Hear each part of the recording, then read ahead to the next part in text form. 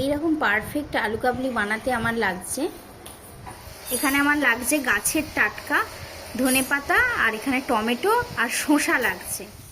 এখানে কাটা হয়ে গেছে শসা, ধনেপাতা, টমেটো, আর লাগছে আমার লেবুর রস দিয়ে আমি পুরো আলু কাবলিটা বানিয়ে নেব। আর এখানে লাগছে কাঁচা ছোলা। আলু ছাড়িয়ে রেখে আলু সেদ্ধ করতে দিয়ে দিলাম। আলুটা সেদ্ধ হয়ে যাওয়ার পর এদিকে আমি মটর আর এখানে কাঁচা লঙ্কা ঝালের জন্য সেদ্ধ করতে দিয়ে দিলাম অল্প একটু নুন দিয়ে। আলুগুলো সেদ্ধ করে নিয়ে আলুগুলো কুচিয়ে নিয়েছি, আর এখানে কাঁচা লঙ্কা সেদ্ধ করে নিয়েছি। এবার দিয়ে দিলাম সেদ্ধ করা মটর। এবার স্বাদ অনুসারে সাদা নুন দিয়ে এবার শসা কুচানোটা দিয়ে দিলাম, টমেটো কুচি, ধনেপাতা কুচি,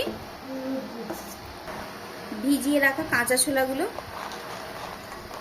লেবুর নিগড়ে রাখা রসটা দিয়ে দিলাম। এইবার আর একটু বেশি টেস্ট আর একটু স্বাদের জন্য দুটো জলজিরা দিয়ে দিলাম।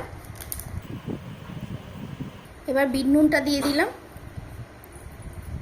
এইবার আমাদের সেই বাড়িতে তৈরি করা স্পেশাল মশলাটা দিয়ে দিলাম।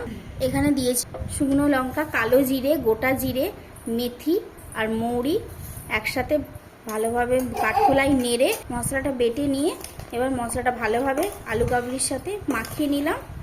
এইবার আমার তৈরি হয়ে গেছে পারফেক্ট আলু কাবলি।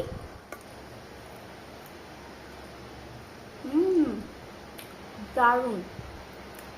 এরকম তেঁতুলের রস যারা খাও না, লেবুর রস দিয়ে কখনো বাড়িতে বানিয়ে খেয়ে দেখো, দারুণ লাগবে।